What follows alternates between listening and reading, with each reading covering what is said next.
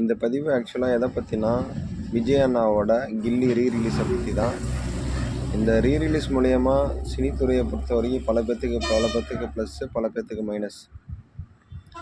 என்னோடய point of வியூலேருந்து இந்த கில்லி ரீரிலீஸுங்கிறது TVK கட்சியோட ப்ரொமோஷனுக்காக தான் அப்படின்னு நான் நினைக்கிறேன்.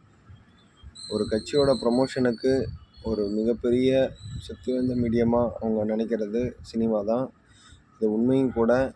அது மட்டும் இல்லாமல் விஜய் அண்ணனை பொறுத்த வரைக்கும் டிவிகே கட்சியை மக்கள்கிட்ட கொண்டு போய் சேர்க்கறதுலாம் அவ்வளோ கஷ்டமான வேலையெல்லாம் இருக்காது. ஏன்னா ஒரு ஃபெமிலியரான ஃபேஸு, அது மட்டும் இல்லாமல் பவர்ஃபுல்லான மீடியா ஒன்று கையில் வச்சுருக்காப்புல. அதனால் கட்சியை கொண்டு போய் சேர்க்கறதெல்லாம் ஒரு மிகப்பெரிய விஷயமே கிடையாது.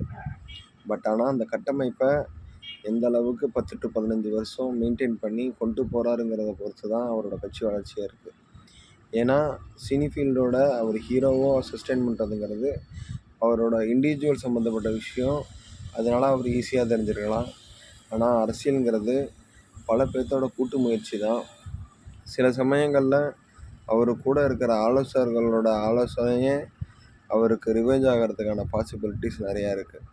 அது மட்டும் இல்லாமல் இப்போ உள்ள சூழலில் பெரும்பாலான இளைஞர்களுக்கு ஒரு இன்ஸ்டன்ட் ரிசல்ட்டையும் ஒரு எதிர்காலத்தில் சீக்கிரம் குயிக்காக வளரணுங்கிற எண்ணமும் அதிகமாக இருக்கிறதுனால அவங்களுக்கான தேவையை இந்த விஷயம் பூர்த்தி செய்தா அப்படின்னு பார்ப்பாங்க.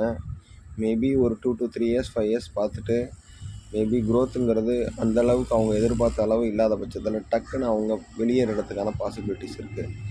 இவரோட நோக்கம் பெருசாக இருக்குங்கிறதுனாலேயே அவர் கூட இருக்கவங்களும் அவங்களோட வேவ்லென்த்லேயே இருப்பாங்களாங்கிறது கேள்விக்குரிய விஷயந்தான். அப்படி இருக்கும்போது அண்ணன் ஒருத்தர் மட்டும் இந்த விஷயத்த ஒரு சேர எல்லாத்தையும் கூட்டு முயற்சியோடு பண்ண வைக்கிறதுங்கிறது ரொம்ப ரொம்ப ரொம்ப கஷ்டமான வேலை. ஏன்னா ரொம்ப அடிப்படை கட்டமைப்பை கொண்ட ஏடிஎம்கே டிஎம்கேவில் சில விஷயங்களை சாத்தியப்படுத்துறதுங்கிறது சூழல் சார்ந்து மாறுபடுது. அப்படி இருக்கும்போது புதிதாக ஒரு கட்சிக்குங்கிறது ஆரம்பகால வளர்ச்சி பிரபலங்கிறது ஈஸியாக கிடச்சிரும். ஆனால் தொலைதூரமாக அந்த விஷயத்தை கொண்டு போய் சேர்க்கும்போது அதில் உள்ள சட்ட சிக்கல்களும் நிறையா இருக்குது. இவரோட தாட்ஸ் எப்போவுமே பாசிட்டிவ் மைண்ட் செட்டோட மக்களை அணுகிற வியூகமாக இருக்கட்டும், எல்லா விதத்துலேயும் சரியாக இருந்தாலுமே இவருக்கான மாற்றுக்கருத்து எதிர்கருத்தை வைக்கிறவங்களும் ரொம்ப வீரியமாக தான் இங்கே இருக்காங்கங்கிறத அவர் புரிஞ்சு எவ்வளோ சட்ட சிக்கலையும் சந்தித்து ஒரு 10 to 15 வருஷம் பாடுபடுறதுல விளைவாக தான் அவரோட வளர்ச்சி இருக்குங்கிறது என்னோடய கருத்து. கில்லி ரீரிலீஸுங்கிறது அவரோட ப்ரொமோஷனுக்கான ஒன்று தான். நன்றி, வணக்கம்.